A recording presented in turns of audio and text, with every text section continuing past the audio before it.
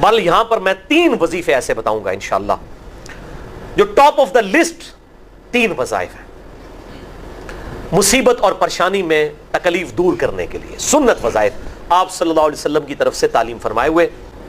پہلا وظیفہ ہے یہ لا الہ الا انت سبحانک انی کنت من الظالمین کا۔ لا الہ الا انت سبحانک، نہیں ہے کوئی معبود سوائے تیرے اور تو پاک ہے اللہ، تو غلطی کر ہی نہیں سکتا۔ انی کنت من الظالمین، بے شک میں ہی خطا کار ہوں، میں ہی ظلم کرنے والا ہوں، میں ہی غلطی کرنے والا ہوں۔ جامعہ ترمذی میں انٹرنیشنل نمبر کے مطابق 3505، مشکات میں 2292 نمبر یہ حدیث ہے، اور قرآن حکیم میں تو ہم پڑھ چکے ہیں سورۃ الانبیاء آیت نمبر 87 اور 88 میں آپ صلی اللہ علیہ وسلم نے ارشاد فرمایا کہ یونس علیہ السلام نے مچھلی کے پیٹ میں اپنے رب کو ان الفاظ کے ساتھ پکارا تھا، لا الہ الا انت سبحانک انی کنت من الظالمین، اور پھر آپ صلی اللہ علیہ وسلم نے فرمایا کہ جو کوئی شخص اپنے کسی بھی معاملے میں کسی بھی پریشانی میں اس دعا کے ذریعے اللہ کی طرف متوجہ ہو، اللہ تعالیٰ اس کی دعا کو قبول فرما لیتا ہے۔ اور قرآن میں بھی آ گیا نا کذالک ننجی المؤمنین، اور کتنا بڑا فتویٰ آیا میرے بھائیوں سورہ الصافات 143 144، فلولا انہ کان من المسبحین، اگر یونس ہمیں ان الفاظ میں ہماری تسبیح نہ کرتا للبث فی بطنہ الی یوم یبعثون، تو مچھلی کے پیٹ میں قیامت تک مچھلی کے پیٹ میں رہتا اگر اس طرح نہ ہمیں پکارتا، اس کی قبر مچھلی کا پیٹ بن جاتی۔ یعنی یہ اتنا عطاب، اور وہ دور ہو گیا اس دعا سے، بہت بڑے اسماء اعظم میں سے ہے۔ تو یہ بہترین دعا، بہترین وظیفہ، اسماء اعظم میں سے بہترین چیز، اور سب سے بڑھ کر جو میں نے بات کی کہ بہترین استغفار، اللہ سے توبہ مانگنے کا بہترین ذریعہ۔ آپ دیکھیں اللہ تعالیٰ کی کوالٹی کو کس طریقے سے انہوں نے اپنے لیے جو ہے وہ ذریعہ بنایا نجات کا۔ کہتے ہیں نا وہ کسی کے انسٹنکٹ پہ بات کرنا، کسی کی جبلت پہ، انہوں نے اللہ تبارک و تعالیٰ کی ایک خاص کوالٹی تھی جس کے ساتھ انہوں نے اللہ کی طرف دعا کی۔ وہ کیا؟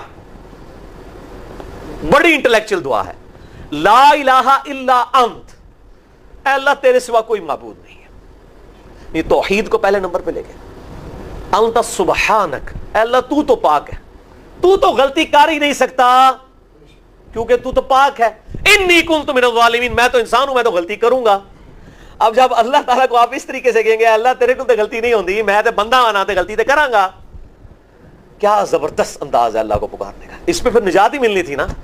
اللہ تعالیٰ کی وہ کوالٹی انہوں نے ذکر کی ہے، اللہ میں تو بندہ ہوں نا تو غلطی کروں گا نا، تجھ سے تو غلطی نہیں ہونی، تو تو پاک ہے، غلطی تو میں نہیں کرنی ہے نا، تجھ سے تو ہو ہی نہیں سکتی، جب میں کر بیٹھا ہوں تو معاف کر دینا۔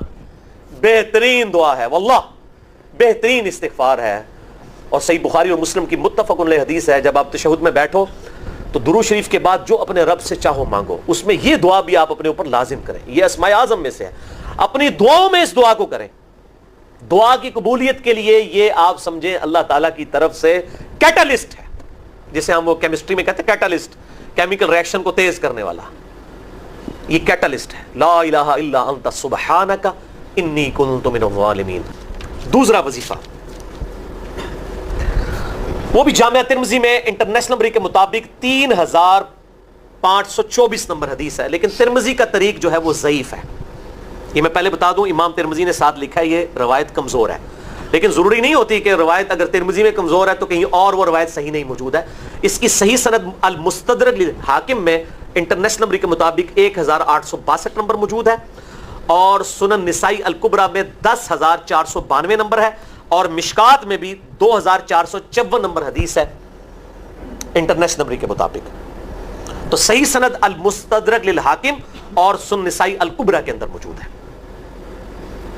اور وہ وظیفہ ہے انس بن مالک کہتے ہیں اور سعد بن ابی وقاص کہتے ہیں رضی اللہ تعالی عنہما وعلیہم السلام کہ آپ صلی اللہ علیہ وسلم کو جب کبھی کوئی تکلیف یا پریشانی پہنچتی تو آپ صلی اللہ علیہ وآلہ وسلم ہمیشہ ان الفاظ میں اپنے رب کو پکارا کرتے ہیں، یا حی یا قیوم برحمتک استغیث، اے خود سے زندہ ہر چیز کو تھامنے والے، میں تیری رحمت کے ساتھ تیری مدد کا سوال کرتا ہوں۔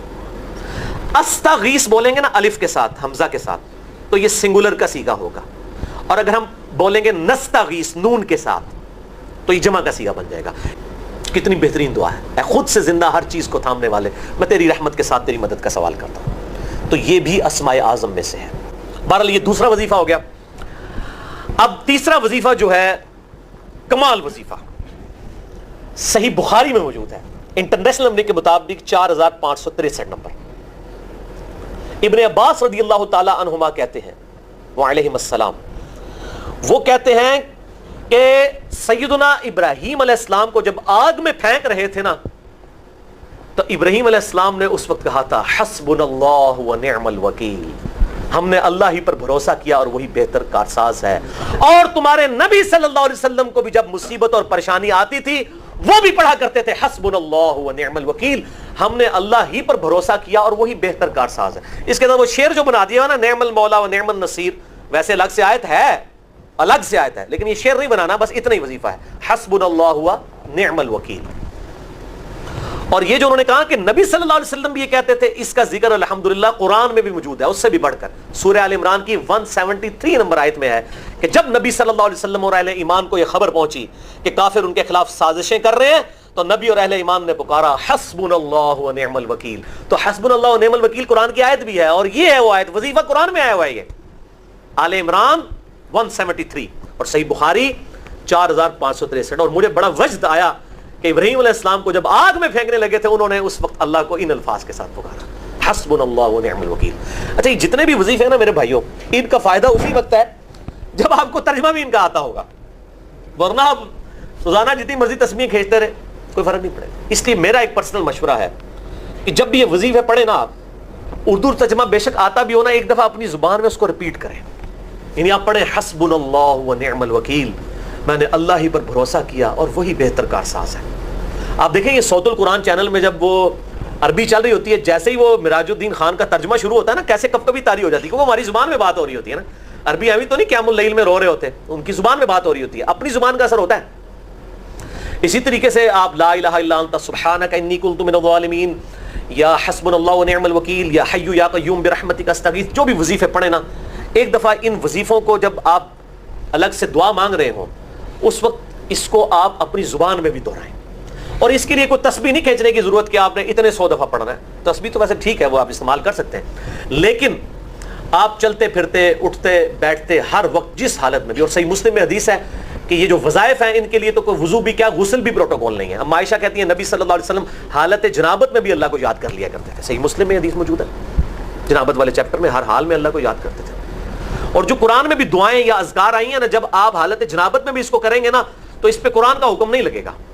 جامعہ ترمذی اور ابو داؤد میں جو حدیث ہے کہ حضرت علی کہتے ہیں نبی صلی اللہ علیہ وسلم کو حالت جنابت کے علاوہ کوئی اور حالت قرآن پڑھنے سے مانے نہیں ہوتی تھی, تو اس سے مراد قرآن کی تلاوت ہے. اگر قرآن کی دعائیں جیسے ہیں بسم اللہ الرحمن الرحیم, یہ بھی تو قرآن ہے, سبحان اللہ بھی تو قرآن ہے, الحمدللہ بھی تو, یہ اذکار جو ہے نا جب آپ اذکار کی نیت سے پڑھیں گے پھر یہ قرآن نہیں شمار ہوں گے, ذکر شمار ہوں گے. اور اس کے لیے نہ وضو پروٹوکول ہے اور نہ غسل کا ہونا ضروری ہے, ہر حال میں اللہ کو یاد کریں.